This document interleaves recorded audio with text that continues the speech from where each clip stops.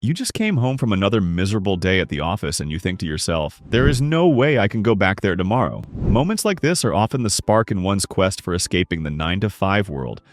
And while you can rely on lottery luck or a random billionaire's kindness to facilitate your work-free life, there is a better way. In this video, I am going to share with you how to start living off dividends and never have to work again. If you ask me, one of the biggest travesties we see today is the growing number of people spending the majority of their waking hours at a job they simply cannot stand. Now, don't get me wrong, I know we all have bills to pay and work is usually the way that most people meet their financial obligations.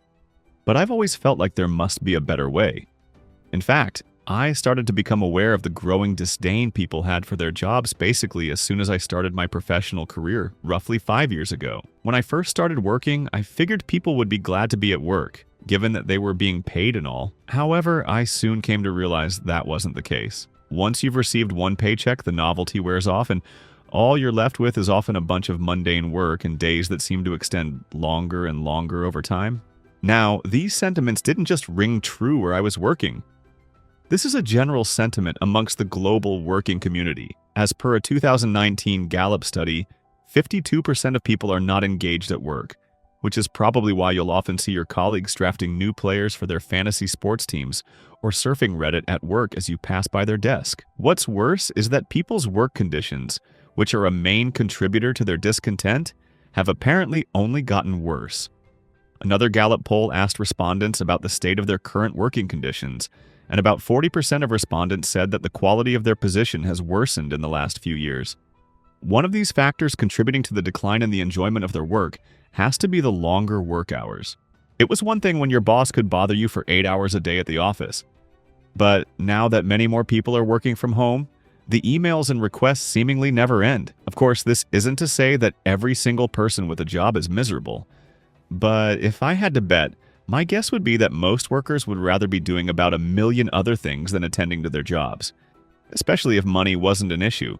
Well, with enough dividend income, which I've coined as achieving dividend freedom, you never have to step foot in an office or take another Zoom call ever again. You can literally just sit back, collect dividend checks, and spend every last day you have left on Earth doing what you want, when you want. However, while living this desirable lifestyle is totally attainable, most people never will.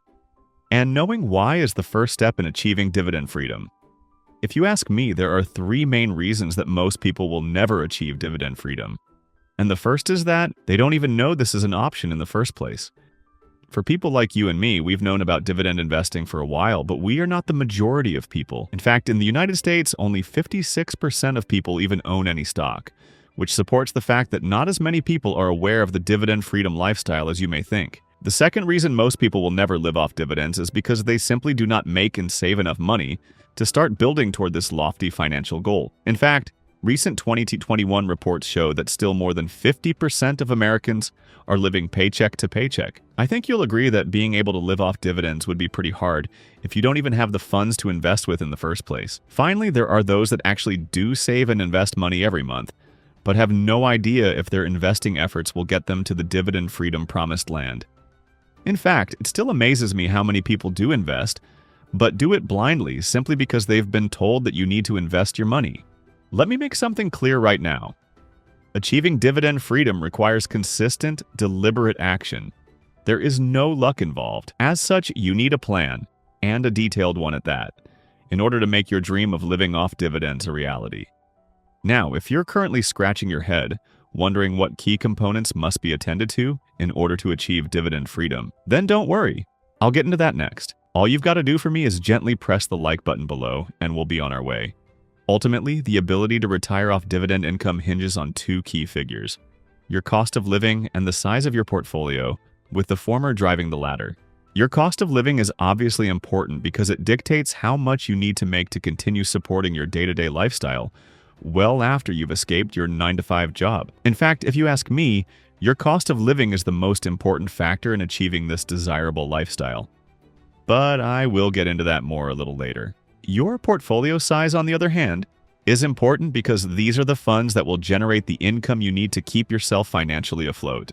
Ideally, your dividend portfolio will consist primarily of very reliable and upward trending stocks that will support your work-free lifestyle now and into the future. I know that the link between these two important figures may still seem a little bit confusing to you, so let me bridge the gap with an example. Let's say that you've calculated your annual living cost to be $60,000 a year. Putting taxes aside, if we use the average dividend yield of 3%, you would need to have $2 million invested to achieve dividend freedom. I know for some people the thought of amassing $2 million seems impossible, but trust me, it's attainable for most people, and I'll explain how to get there shortly. First, we need to talk about the two keys to success when striving for this lofty financial goal. As you're probably coming to see, achieving dividend freedom is no walk in the park. In fact, it's more like being chased in the park by a stray pit bull. But with the right approach, you can pull off this amazing financial feat. The first key to achieving dividend freedom is consistent investing. In fact, I think that achieving most things in life just comes down to being consistent. For instance, when your girlfriend constantly nags you, she usually gets what she wants, or when you consistently eat the right meals and exercise, you end up seeing your goal body weight on the scale. In short, consistency breeds success, and building up your dividend freedom fund requires a lot of it. For most people, the quest for dividend freedom will be a long but worthwhile journey.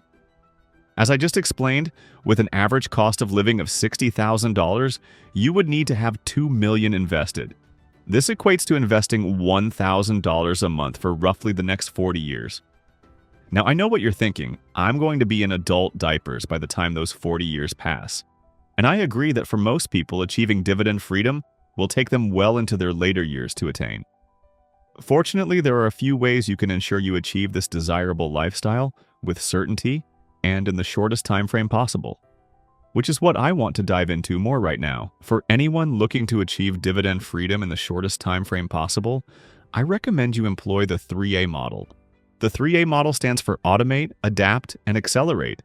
And in a minute, you will know how you can put each piece in place so that you can achieve dividend freedom before you're so old that you go from having a favorite car to having a favorite walker. If you like all my cheesy jokes, make sure you subscribe because there's a lot more where that came from. The first component in the 3A model is to automate. As I've already mentioned a few times now, being consistent is essential to achieving dividend freedom. And as you can imagine, it would be pretty hard to amass at least a few $1 million without steadfast investing efforts on your side. However, most people can't even remember to take out food for dinner or call their mom once a week, and as such, they let human error cripple any chance they have of living off dividend income alone. Don't let this happen to you. In the automate phase, you want to create a systemized method of investing.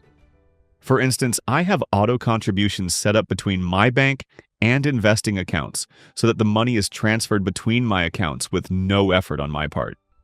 This way, as long as I have the money to invest, the contribution will be made, and I move one step closer to achieving my own work-free lifestyle. Next, we have the adapt phase. Chances are right now you are living within a means that would require you to have a substantial amount of money invested to begin living off dividends. As you saw in my previous example, living off $60,000 a year would require you to have roughly $2 million invested. But given that most people spend more, they would in turn need more in order to support their dividend freedom dream. Well, the nice thing about spending more is that you can always just spend less. And spending less is exactly what you need to do if achieving dividend freedom as soon as possible is something you aim to achieve. Now, earlier when I said that your cost of living was integral to this path toward financial freedom, I truly meant it.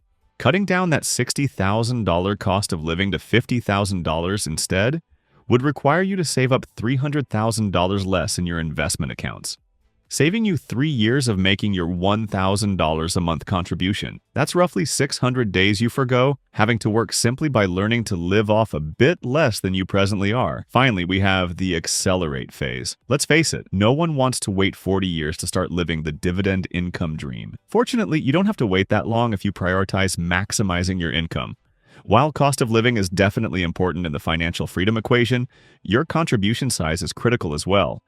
And as you can imagine, the more you make, the more you can invest. For instance, with a $50,000 a year cost of living, simply doubling your monthly contribution to $2,000 a month would cut down your dividend freedom timeline from 34 years to 25 years. That's almost an extra decade without having to work.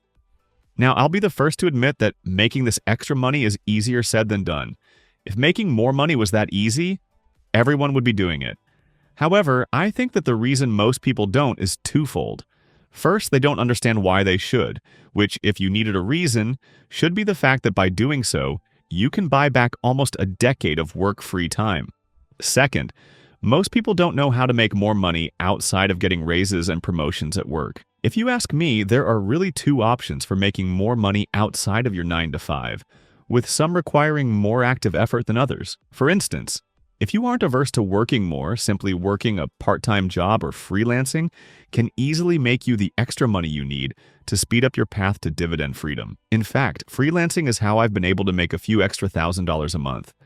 And linked down below, you can download my free 5-step guide on making an extra $1,000 a month online. Alternatively, you can build up new streams of income through the use of traditional assets like real estate or digital ones like blogs, e-commerce stores, and the like. In fact, if you want the exact steps you can take to start making $10,000 a month, then you need to check out this next video because I can guarantee it's going to change your financial future forever.